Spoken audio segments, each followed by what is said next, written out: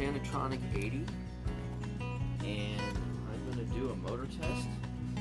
I am guessing this motor hasn't been on in several decades.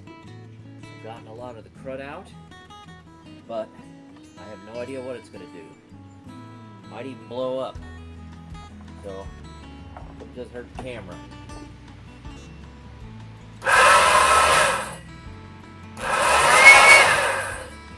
Alright, well, it runs. That's good enough for me right now.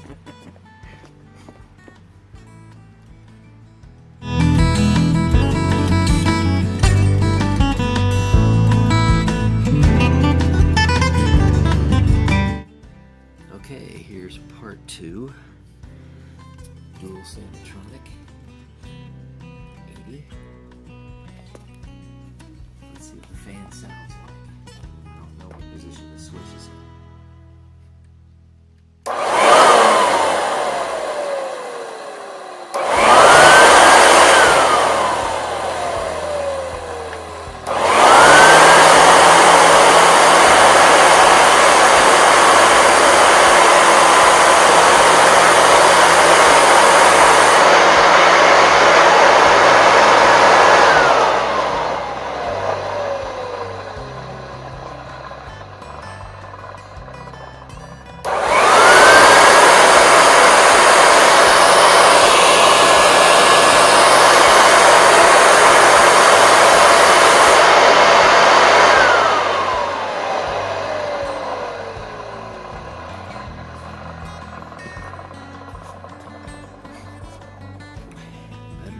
Thought.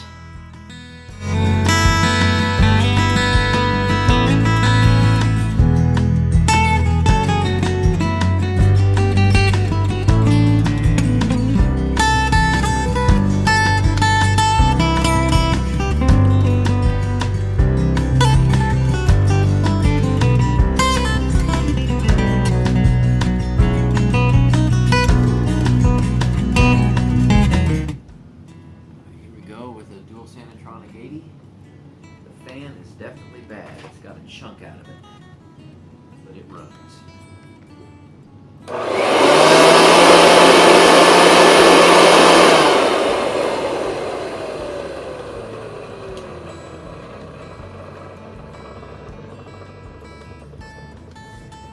Yep, that's the original metal fan. Well, now I got this unit apart. You can see how awful it is on the inside. I mean, it's a tremendous amount of rust in there. But you know what? It does run. That's kind of amazing. And I'm going to guess this machine might be from around, I don't know, 1970, something like that. Right around in there. And you take a look at the bearing plate here. Yep. Pretty rusty, and this is after I scraped it with a bunch of steel wool to see how awful that was. And here is the bearing. It had almost no grease in it whatsoever, and as you heard in previous videos, it would just keep running when you turn the power off. So I can't wait to try this bearing, now packed with my favorite high-end grease. This is what I use when I do my high-speed bearings. Really fantastic stuff. Very expensive and hard to find stuff, but highly recommended. And we will see how well all this works when I put it back together again. I had to go and drill out a couple of screw holes, unfortunately. Here's the original metal fan. Here's the back part of the metal fan. Look how awful that is. No, I'm not going to reuse it. I'm going to put in a new A-modal fan that's in there. But there's the original fan, and it's mostly in good shape, but right there, you see it's got some chips out of it. So it's going to run a little unbalanced. But still, it might be fun to kind of do a quick CFM test with this in it. I'll put this back in, maybe do a CFM test through there. I had to get rid of the brush roll. It was just garbage.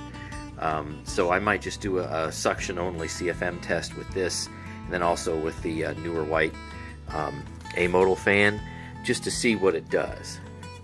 And you can see how much damage. I think this thing sat in a garage or something. I don't know if this is like salt damage or water damage or acid damage, whatever that is. But I mean, that is, you can't sand that off. Well, I mean, you can, but there wouldn't be any aluminum left. This is pock marks. So again, this has been, I hit this with some quad-aught steel wool. And I mean, it's smooth, but that is heavily pitted. Wow, is that pitted? But you know what? All this still works, though. That's the funny thing. This foot adjuster works perfectly after all these years. Tremendous abuse. And I don't think this motor probably had been turned on in 20 years, maybe 30 years. Look at the corrosion in there, and that's after I dug most of it out. So I'll be very interested to see, what this going to sound like. But the bearing that is right in here, you can just kind of barely see, right in there my fingernail is, I can't get this out. I can't get this armature out. And I'm a little scared to go and just start wrenching it with jamming a screwdriver or something in there to try to pull that bearing out, because I could repack this one in here too. So I might have to run this thing with just the front bearing repacked. We'll see what that is. I thought I had a replacement bearing, by the way, and it is this size, and on this side it's a perfect match, but when you go to this side, see this little piece right here? This little piece right here that I'm touching sticks out way beyond the bearing itself, and I don't have another one of those. So considering the machine is in such terrible shape, I don't know if I really want to spend a whole lot of money on it, because unfortunately this is all I have of the machine.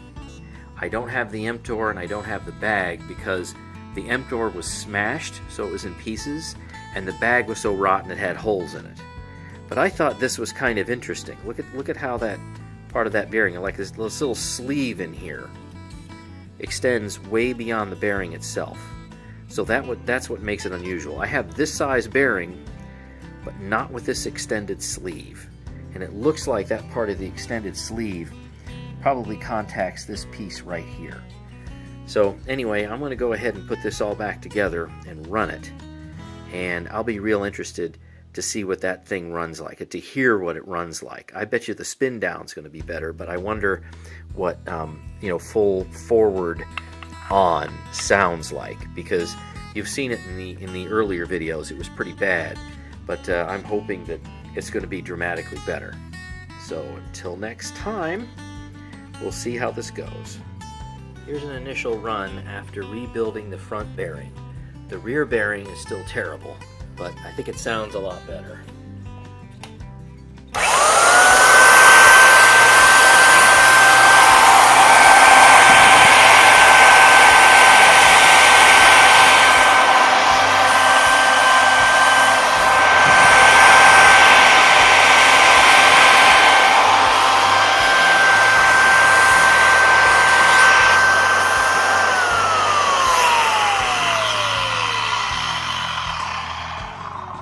Certainly slows down a lot better. Doesn't just have a instant run on, or a constant run on.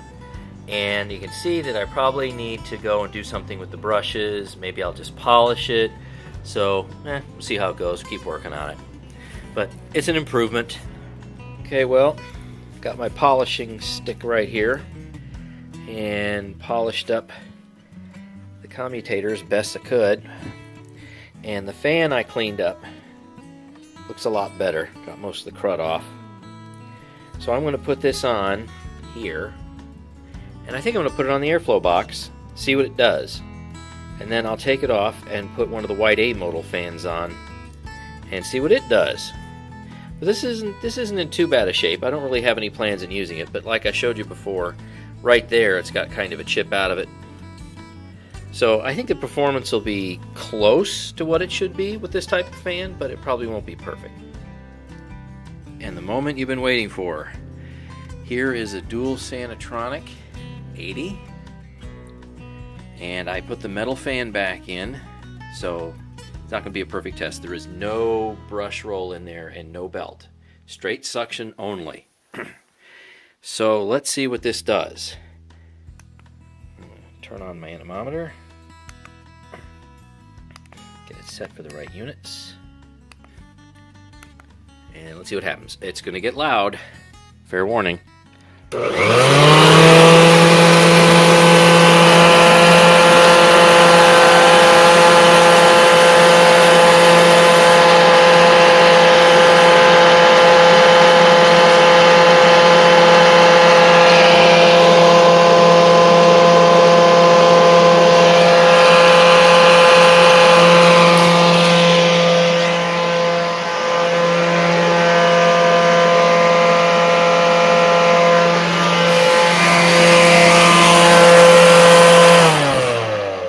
Okay, so we hit 4744.